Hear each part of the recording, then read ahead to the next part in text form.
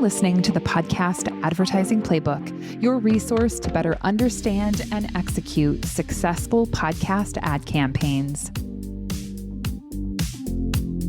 Hello and welcome to the Podcast Advertising Playbook. I'm your host, Heather Osgood, and I am joined today by, I feel like, a very special guest, one of our podcasters, Andrew Giancola. He is the host of the Personal Finance Podcast. Welcome to the show.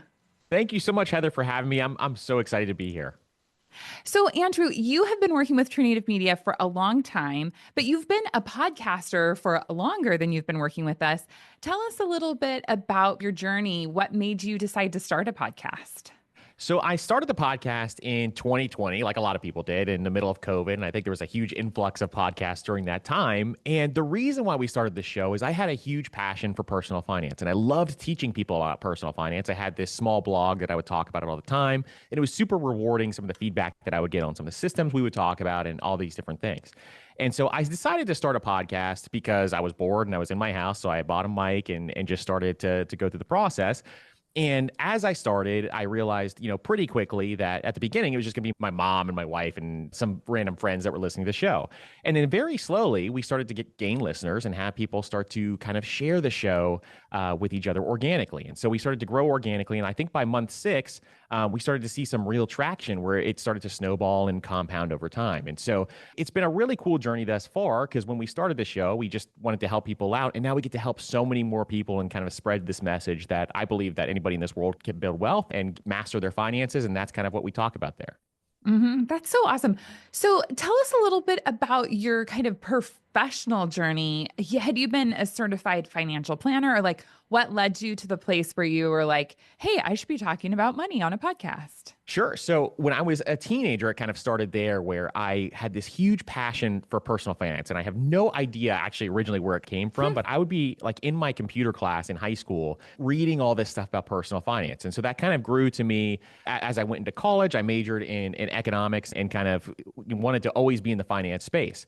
And so then I started my professional career as a financial analyst. And so I worked for these big corporate companies, and we'd work in finance, doing special reports for CEOs and CFOs. And I was kind of helping them through a bunch of different financial issues that they had within this company. And so as that started to progress, I started to have conversations with some of these executives. And eventually the CEO and CFO kind of took me under their wing, and we started a separate company investing in real estate. And so we started to invest in real estate and kind of buy all these rental properties and these houses and start to grow a rental portfolio. Well, eventually we decided to sell that portfolio. And that's kind of around the time when I started the podcast. And what I learned really quickly was, when I first started in my career, I started off, making just a small amount of money. It was $30,000 a year. I was working at this big company, but I wasn't making much because I was at the entry level.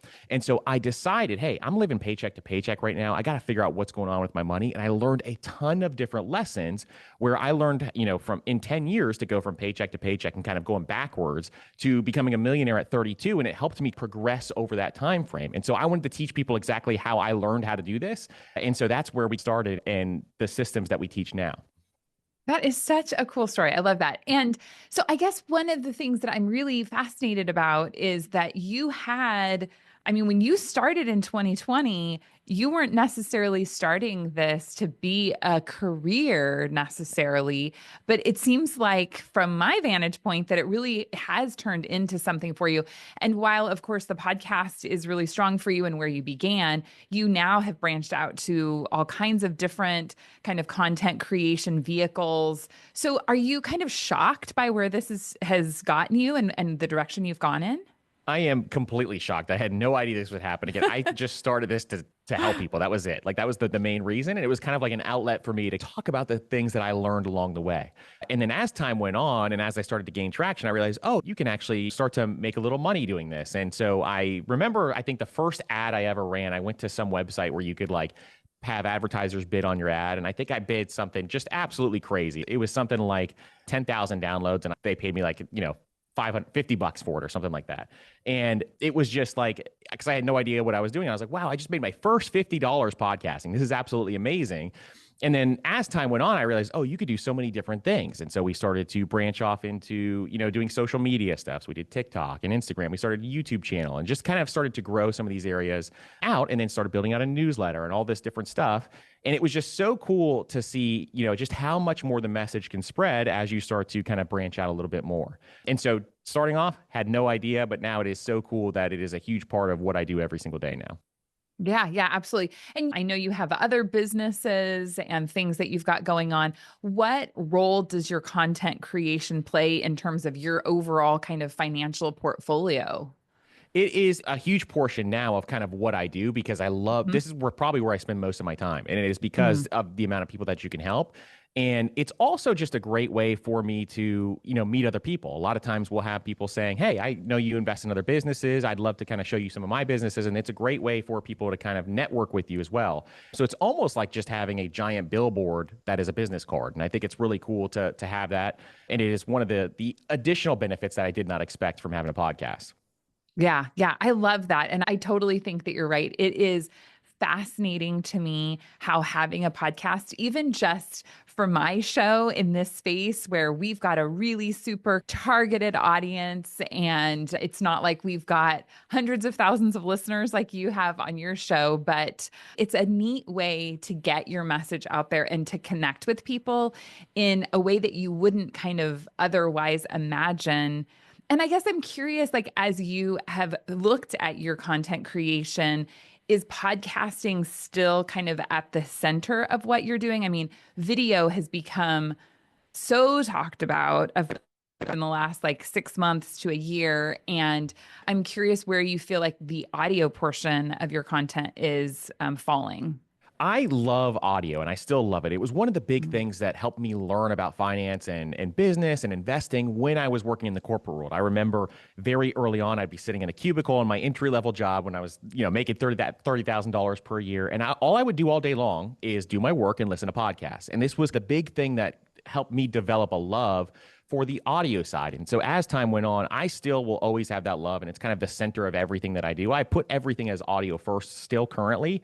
And then going forward, though, I do think that video podcasting is going to be as massive as Mhm. it's already grown. And it's kind of the huge future. But audio is still a huge center point for me in the way that I kind of structure all of my content, and still probably the North Star for me in terms of how I about the content too. But as we go forward, we're trying to add in more video. We were talking off air, I put a studio in, and we're doing all these new different things to add in more video. But really, my true love is for the audio side. Yeah, yeah. I'm right there with you. I mean, I obviously we're recording in video today. We're going to be releasing in video. I definitely see the ability for video to extend beyond where audio is, because at the end of the day, I do think a lot more people listen, or more people watch video than listen to audio. But there is something that is so special about audio, and I guess I can't beat that drum loud enough to say that audio definitely has a place, and we can't lose the space for audio, even as we kind of grow into the video place.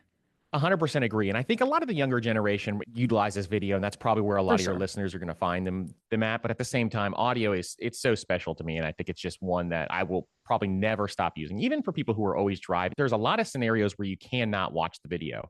And so for a lot of people who listen to podcasts, driving is a huge one, working, those types of things are going to be a huge difference maker. Yeah, totally, totally agree. So when we think about your monetization journey, obviously, like you said, you started with that first $50, which I'm sure you were really excited about, but certainly it has grown fairly substantially over the years. Tell us a little bit about what your decision was about monetizing the podcast and how you're going about doing that right now. Absolutely. So I think early on when I was going with that first $50, I realized, after a couple of weeks and doing some research, I got to find a different way to do this. And I think originally when I found you all, I was listening to Smart Passive Income, which is Pat Flynn's podcast episode. I heard you on there, then listened to this podcast, and then reached out to you guys, which is kind of cool. And this is like the trajectory. So you're talking about the business card, and this is like what your business card was, where we were listening to your show and then kind of gave you guys a call. And then we started to have conversations, which was great. And you guys kind of led me and taught me, hey, you got to monetize this in a very different way. If you have an asset here that you can actually utilize to advertise, and you got to monetize this in a very different way. And so we started our journey together and started to just test out some different advertising and some different ways to do this. And I think when we first started, we had smaller amount of downloads and it was just still growing and we had that growth trajectory. And so we kind of learned by, testing one advertiser the first month and then a couple more than the next month. And it was very, very cool to kind of just watch it grow over time from where I started not knowing that you could even make money here. And then all of a sudden making great money with you guys. So I think that was the start of it. And it was really cool to kind of see the difference maker going on. Now I've studied, advertising in a bunch of different ways. And I think it's incredible how much I've just even learned from working with you all. Yeah, yeah, absolutely. No, it is so neat to be able to go down that journey. And what I love about you is that you are so committed to being a content creator. And I can't recommend strongly enough that having quality, consistent content that you are also willing to market and share is the cornerstone to having success in advertising. Because if you don't have that to start with, then where are you going, right? And if you're either a podcaster, listening to this, or an advertiser thinking about which podcast you should advertise on, that quality, consistent content makes such a huge difference. And Andrew, I know you have also been pretty committed to growing your audience. But it grew pretty organically to start with, didn't it? And then there was a turning point where you're like, hey, I think we're going to actually invest in growing the audience. What does that look like for you? 100%. So it was 100% organic for the first 3.5, 4 years. And the big thing that we did was we did a number of different things. Is at the beginning, I think I tried to make it as much as possible as entertaining as possible. I talk about personal finance. For some people, that's a really boring subject. Some people love it, but for some people, it's a really boring subject. So I tried to change the way that I dynamically talked about this. And in terms of, I was trying to motivate people. I try to make it exciting. I get a lot more even energetic than I am on here. And it is one of the things that I'm just trying to give people hope and motivate them. And so because of that, it started to cause people to share it a little bit more because they're like, oh man, this is kind of cool. I want to share it with other people because this is some new stuff that I haven't heard before. And so we started to tell people, hey, can you share this podcast? Can you start to follow? Can you start to subscribe? And we kind of went through the organic features there that really, really helped. But one big thing that I wanted to do was start to intertwine the episodes, meaning that I would say things like, hey, if you like this topic, we have 3 more episodes to talk about this. And I would start to intertwine them. And so people would start to binge through the podcast because of that very early on. And so what that did was it helped us a lot in terms of rankings to push us up. We've been as high as 2 and 3 on Spotify. We've been as high as top 2 on Apple Podcasts and investing. And because a lot of that is because people start to binge through the podcast and start to share it with a lot of other people. And so that was a huge part of our organic growth really, really early on, where there was months where we were doubling every single month, especially after month 6. And so the organic reach was so helpful early. And then once you get to a certain point in time, then you got to think through, well, how do I grow even further? This can only go so far organically. And now we got to find ways to grow further. And that's what we're kind of evaluating now and some of the things that we're doing. So one big thing we've done over the course of the last couple of months is promo swaps have been really big for growth for anybody out there who is thinking through growth and doesn't want to pay for it. That is one great free way to do it. But then an additional way to do it is obviously buying advertising. So that's a really cool way to move forward. I've been so impressed with the number of podcasters that have been reaching out to True Native to advertise on other shows. And I know, like, at least for the podcast that we represent, some of them are like, yeah, for sure, we're happy to promote other shows. Other podcasts are like, heck no, like I'm not interested in talking about another show on my podcast. But I think it's such a good way to grow because ultimately, when we think about podcast listeners, people who listen to podcasts want to listen to other shows. And I mean, I think it's a really good way to grow your audience. You can grow organically, but one of the values of paid advertising is that it can just be like pouring gasoline on a fire, right? There's an acceleration factor to it because you have more control. When you do that organic swap, it just takes time, right? And you got to find the people who want to do it. And it's something maybe that's kind of drawn out, whereas it's like, hey, if I want to buy 1 million impressions next month for my show to promote it, you could do that, right? Depending on obviously your ability to invest. Exactly. And I remember very early on in my journey when we first started, I remember having a really big podcaster now who would just he would check in with me every 3 months and seeing if he could advertise on the show. And I remember he grew so incredibly fast just from buying ads on other shows that it was amazing to kind of see that growth trajectory. And I think, like we talk about all the time, podcast listeners listen to other podcasts. And so if you can kind of advertise on other shows, I think that's going to be something that can really help your growth trajectory long term. And so it's going to be a big focus for us, I think, as well. If you continue to rely on organic reach, it's just going to get to a point in time where, there's going to be, you're not going to be able to grow as far as you want to. Whereas if you Sure. can find other growth strategies like advertising, I think it's going to be huge. Yeah, yeah, absolutely. So you have advertised many different companies since working with True Native. I'm curious, are there any campaigns that stand out to you? Maybe it was working with a certain software product or maybe a meal delivery company. Can you tell us a little bit about an experience that you had that was really positive working with an advertiser? For sure. I think there is a ton of amazing advertisers that we get to work with all the time. And one that comes top of mind is Policy Genius. So, Policy Genius, I think we've been working with almost the whole time. I think we're on year 4 with Policy Hmm. Genius. And they are one that initially, when they reached out, I remember having to look into them a little bit more. And I've heard their name all over the place, but looking into them more, they have been just a absolutely wonderful partner for us. And it's the amazing thing about them is it's truly a product that we believe in. It is something that I actually went and used and went through the process of using them. And every single year, they've been just so great. They give us our reads on time. We kind of go through that process and they give us plenty of time to actually have those reads available. And if there's any issues ever, they come talk to us. We make sure that everything is straightforward and looking good. And so that has just been a great experience. Another great one is Monarch Money, where Monarch Money is a newer budgeting app and went out of business. And so they came in and started working with us, and they just have some amazing tools. And Monarch Money is such a good product and such a good advertising partner with us that we actually utilize their message in a ton of different episodes because it integrates with what we talk about so much that I almost name drop them in additional places 3 or 4 times an episode because of how valuable their tools are. And so those Hmm. are the advertisers I love utilizing, where I can also name drop them in the middle of episodes because even if they stop working with us, it'll still continue on where they will still get additional customers based on just how good their product is and how good the product fit is with us. Some other great cool things that we've done is we have a campaign where we talk about health is wealth. And so we've worked with other various health companies where we have actually kind of integrated it in that way. And people Hmm. absolutely love those segments. So we can create little segments for some of these advertisers too, even though they don't ask us. We do all dynamic ad insertion, but we create little segments and then kind of throw them in there. And it just works really well together and it's symbiotic. And I love doing stuff like that as well. We only work with, advertisers that we absolutely love. And there's a lot of really creative ways that we can kind of integrate them into the episode. I love doing that because I think it just helps so much more. Yeah, absolutely. Well, and so I want to kind of go through what you've just said because I think it's also important. So you are doing dynamic ad insertion on your show, which means that you are doing host read, right? So like you said, you've investigated the product, you put together a really quality ad read, and I will say your ad reads are great, which definitely helps.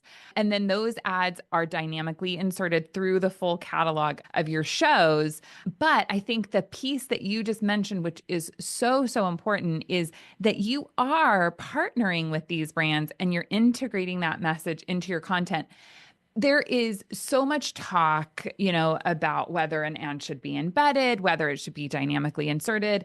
But I would also say one of the things that I have seen with advertising partners on your show is number one, we get great results with your podcast. Number two, those advertisers tend to make fairly long-term commitments to your podcast. And the nice part about that is when you're like, hey, I know Policy Genius is going to be advertising for this year for you as a content creator, as you're thinking about creating content, you can say, oh, hey, I'm going to pull in Policy Genius. I'm going to pull in Monarch Money because you know that they're a trusted partner and you want to share that information in a variety of different areas.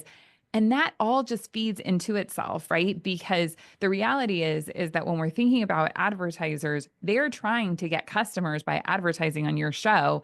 And I really believe that what you're saying, which is something I feel like if I had a megaphone, obviously I have this podcast, but if I could shout it from the mountaintops, it's about that partnership, right? And ultimately, at the end of the day, having a strong partnership between the host and the product is what creates real results for the advertiser. What are your thoughts about that? I could not agree more. And I think that's a big portion of knowing that they're committing long term is really, really important for me because we plan our episodes out. We're usually 4 to 8 weeks ahead. And so when Mhm. we do this, it is really important for us to know that that advertiser is committed. If somebody only commits for, say, a month, for example, it's hard to integrate them into the episode because that ad may be gone at that point in time. We don't know if they're partnering with us long term. And so having those long term partnerships is so incredibly helpful for us to create content that will help integrate them in and a lot of times it's super helpful to integrate them in. Like, for example, the Monarch Money example is a great one because they have a thing where it's 30-day free trial. And so I can integrate that in. It gives the customer a really high value thing where they can test this out and then be able to kind of move forward with that. And so it's giving value in a bunch of different ways and also just naturally integrating them in. And I think that is one of the best things that you can do. So sure, we have the dynamic insertions there, but as long as we have that long-term partnership, we know that we can integrate them into episodes. And it is just so incredibly helpful. Yeah, yeah, absolutely. If you had any advice that you would give to advertisers, what would that be? I mean, you've worked with so many different brands. I'm sure you've seen somewhere you're like, gosh, this could have been so successful, but maybe they handcuffed me with the talking points, or maybe, like you had mentioned, everything was really late. What are some kind of stumbles that advertisers make? Those are two huge points is talking points kind of need to make sure that they're getting on time, but let us kind of make it naturally ours because if we can integrate it into our personality and the way that our show actually operates, it's going to be so much better, I think, for a lot of listeners. I've had listeners actually, they start to complain if it's a robotic ad read and you don't let me kind of go outside of my parameters that I need to go into to make it sound like it's part of the show. That will start to have customers complain. It actually is something where, or listeners complain. It is something that I think is really, really important for a lot of people is that it actually sounds like it's almost part of the show. And that's what we try to do is it's part of the tonality. It's part of the same way Mhm. we talk it through the show. It's really, really important. That is a huge one. And the second one is getting it in on time only because we want to make sure that we can actually craft it and naturally make it, ours and fit it into the right spots. And so those two things are huge. If we get handcuffed into just reading something robotically, I just don't think it's going to do as well. Yeah, yeah, absolutely. Well, and I think that it's so tricky with podcasts, right? Because we want to be able to get things on quickly and we want to make sure that the advertiser is hitting all of their points. I think, especially when it comes to anything financial, there is some compliance that goes into it, right? And I always kind of have to tread lightly. My staff always like gives me a hard time because I love talking about advertising like an airplane. If that airplane takes off and it's half empty, those seats are gone, right? That Right. company is not going to be able to sell those. And in the same way, every day there are podcast impressions that go unsold.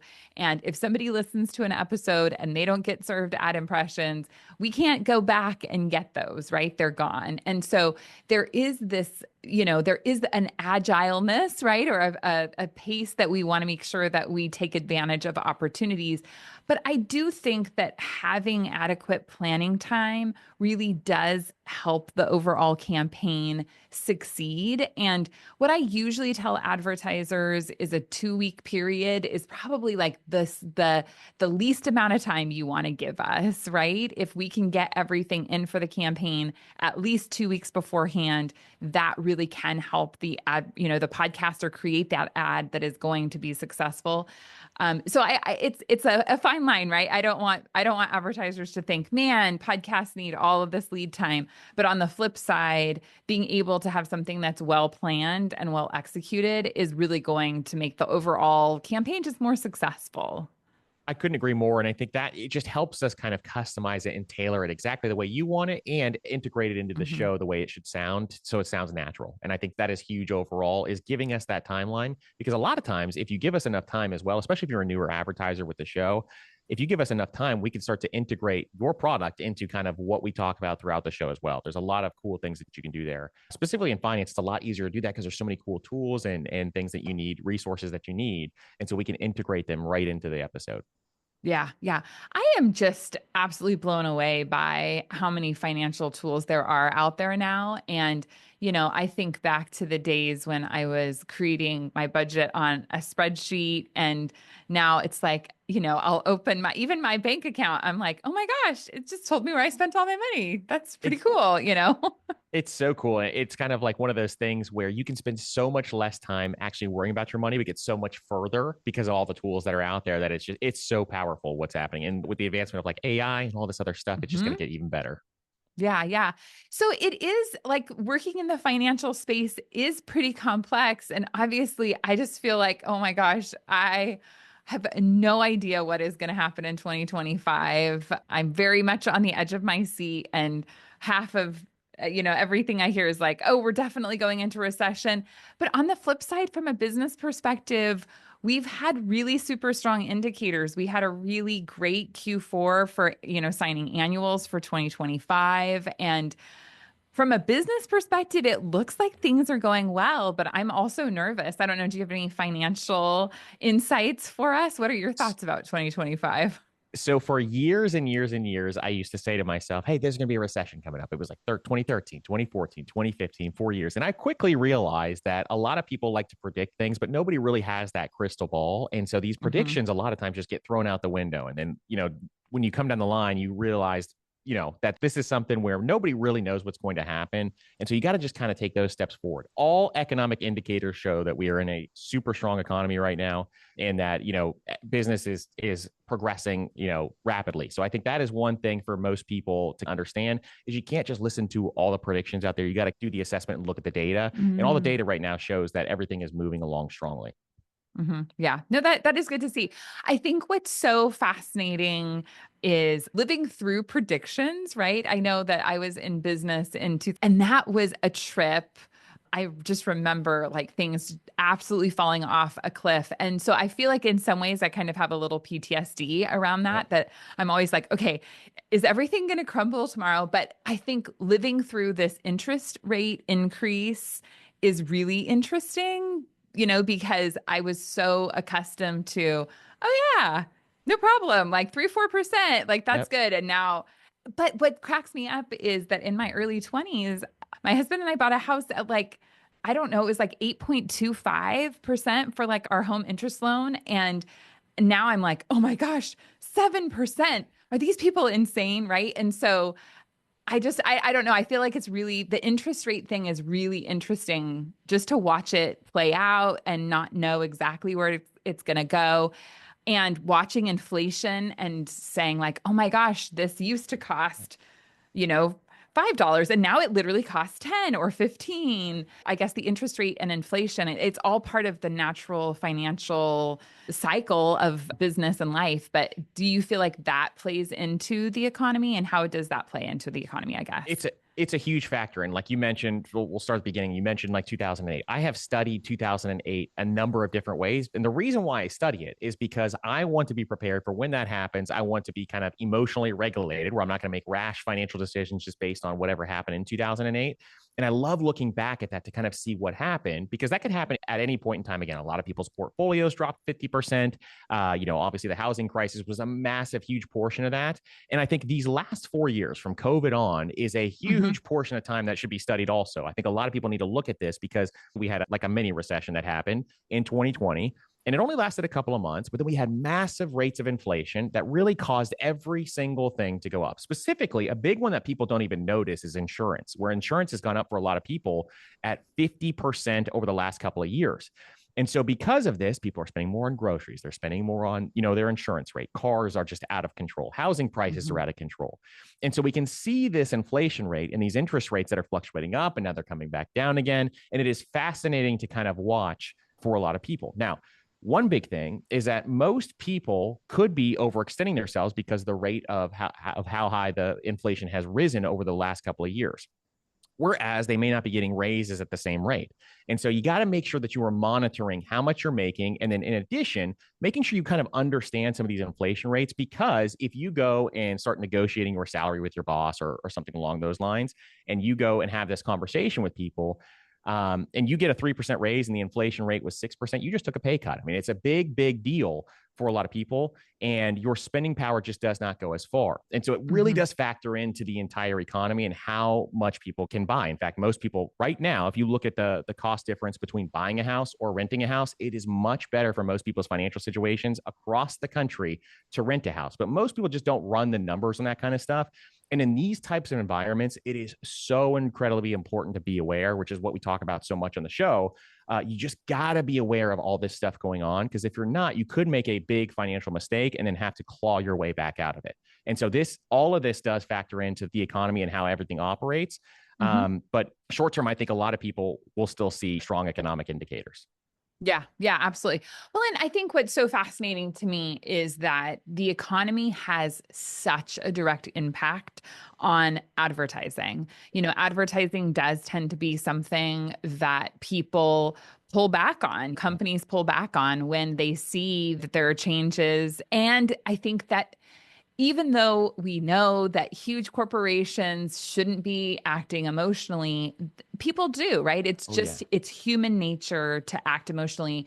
And with advertising, I think it's really easy to say, oh, well, I'm going to hold off on advertising, or maybe I'm going to cut my advertising, when at the end of the day, economically, if things are decreasing, you need more customers. Advertising shouldn't be the first place that you cut. It might be the last place that you should cut, because you need to get more customers, but it can be really interesting. So I am very hopeful. Like I said, I think we have the foundations of a really good, strong year here at True Native, but I am very interested to see how it all plays out, and just want to encourage advertisers to think about how advertising really does make such a big impact on your ability to acquire new customers. I mean, even like you just talked about with growing your audience, right? It's like there's that organic piece, and any business has an organic piece, but at some point you have to step in to investing to get new customers if you really want to kind of grow and scale. I couldn't agree more. And I think that is the biggest thing. It should be the last thing that you cut. We run a bunch of different businesses, and it is one that we spend, X amount of dollars every single month, making sure that we allocate dollars towards advertising. And I think it is so important to acquire those customers outside of organic reach. If you cut that too early, I think you can actually cause your business to really struggle even more. It's got to be one of the last things that you cut, in my opinion. And it's so important to make sure that you kind of continue on with that, even during tough times. Yeah, absolutely. So, as we're thinking about kind of the future of podcasting, any predictions that you have? I'm especially interested, like what your thoughts are within the financial space, because it feels like there are a number of financial podcasts that are out there that are strong. Do you see kind of changes happening within the podcast financial space? Like, what does that look like? I think it's pretty interesting, because now a lot of the podcasts that are coming up that are really strong financial podcasts, a lot of them are starting as like financial influencers on social media first, then they start a podcast. Yeah. It's almost the reverse of what a lot of people did early on. And for a lot of those shows, it's almost like they want to have that following first, then they bring it on to the podcast level. Because obviously it's hard to grow a podcast. And so if you already have some sort of following, it kind of gives you that instant gratification. But yes, there are some great shows out there, and I see them probably most likely, more shows being added over time. And obviously some of the longer term shows, maybe they start to pod fade. But I think for the most part, I see a great growth trajectory. There's a lot of people out there that want to learn how to grow their money, and the lack of financial education that is out there. We don't learn this in school. And so it's so incredibly powerful how many people you can help. And just the messages that we get is the most rewarding thing you will ever see. We just did an episode of like some of the top money wins, and people were sending in their messages, and we planned on doing it for like 30 minutes. It ended up being like an hour and a half episode, because we got so many messages in, and we wanted to read as many as we possibly could. And it was just so cool to see how helpful it can be for people. And when you see these messages, you realize this space can grow even so much more. Yeah. Yeah. No, absolutely. Well, Andrew, thank you so much for being on the show today. If someone wants to connect with you, where's a good place for them to find you? Sure. My show is the Personal Finance Podcast, or you can connect with me on any social media at Master Money CO. And that is where you can find me. Awesome. Well, thanks for being on the show. Thank you for having me.